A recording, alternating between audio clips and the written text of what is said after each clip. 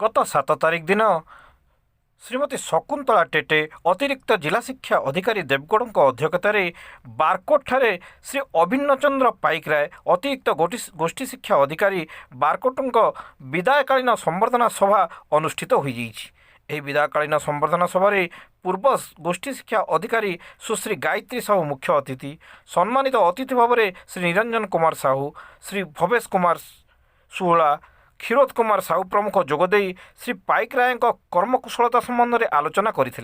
अवसरप्राप्त ABEO कम BRCC Shri अभिन्न चंद्र पाइकराय बारकोट गोष्ठी शिक्षा कार्यालय गत 2023 मसीह योगदान कर 30 तारिख 2025 मसीह अवसर ग्रहण कर बारकोट ब्लॉक रे से प्राय 2 वर्ष 2 मास सफलतार सह कार्य सेवा जोगाई।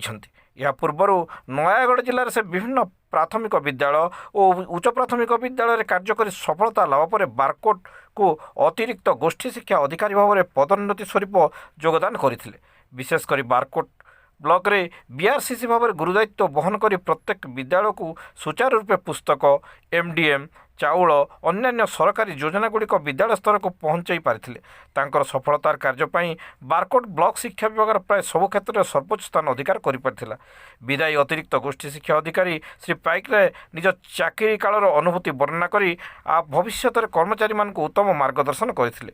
श्री कुमुदबंधु प्रधान मंच परिचालना करथिले। विदाय संबर्धना सभा बारकोट ब्लॉक समस्त 17टी सीआरसीसी और गोष्ठी शिक्षा कार्यालय समस्त कर्मचारी उपस्थित थे।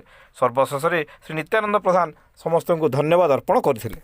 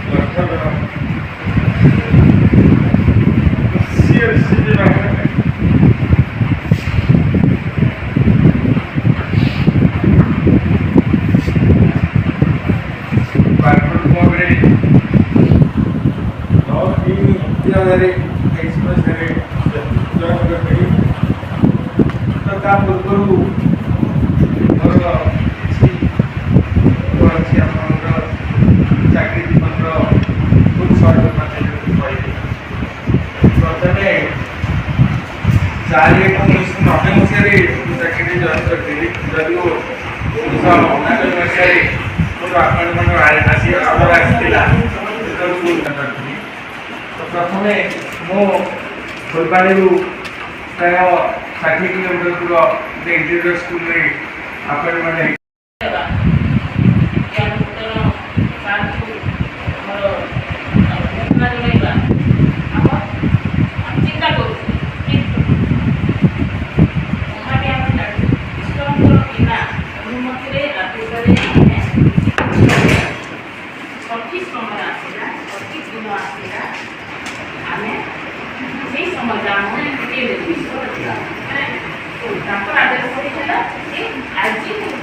समय आज दिन जदि कार्यकाल एप्रिल 30 किंतु सेटा भी आज गोटे सप्ताह आम गमन अच्छे सर सेटा भी आम विषय अटे। तेणु आम सर्वप्रथम प्रभु जगन्नाथ ईश्वर को आम धन्यवाद देवा। तो ये आपण मैंने आमर पाइकराय सार विषय गुण चरित्र कार्यकलाप जहाँ भी किसी कही प्रकृत सत कथा निहाती सत कथा ना जमी से कार्य